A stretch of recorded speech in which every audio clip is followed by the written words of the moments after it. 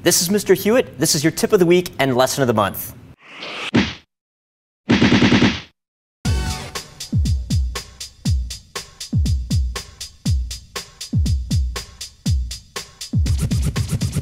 Hi, this is Mr. Hewitt, and the tip of the week this week is a sparring tip. So this week I'm going to focus on what's called a rake down technique. I've got Mr. Manishi here. He's going to be helping me out. So we'll go ahead and salute in. We'll bow.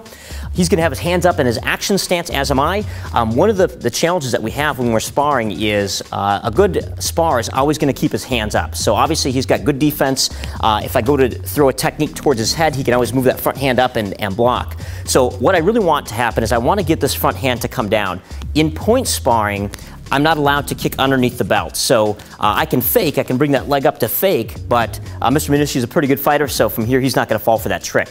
What I'm going to attempt to do is get this hand out of the way. So there's a couple ways that I can do that. I'm going to focus on the round kick right now. So from here, a regular round kick is going to chamber up, my knees pointed towards him. A regular round kick is going to come straight across, and his arms are very strong in that position. So even if I try to knock his hand down coming straight across, it doesn't do a whole lot. One more time. Okay, so I'm going to have a really tough time knocking that hand out of the way.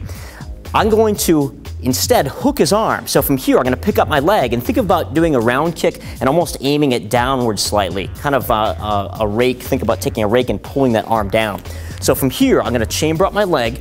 I'm going to hold this position so you can see exactly how I'm doing this. I'm actually rotating my knee downward just a little bit, so my foot has been elevated. From here, I'm going to take my foot, land it on his arm, and simply pull my foot down. Okay, so one more time, I pick up my leg. Instead of a flat chamber, I've got my toes up in the air a little bit more than usual. I'm going to rake that hand down. Now, I'm not done yet. His arm is down. Now I have to actually get the point. So from here, I'm going to snap off that back fist. So I'll do it a little bit faster this time. This is what it's going to look like in regular speed. Hiya! One more time. Hiya! This is Mr. Hewitt, and that's your tip of the week. The lesson of the month in November is giving thanks. This is fitting because of the holiday that we have coming up later this month. So in class, we'll be focusing on discussing the following tips with kids in class. First, we'll be talking to kids about why we celebrate Thanksgiving. A lot of times, all kids know is that they have a couple days off of school. So we'll briefly talk to kids about why this holiday exists and why it's important.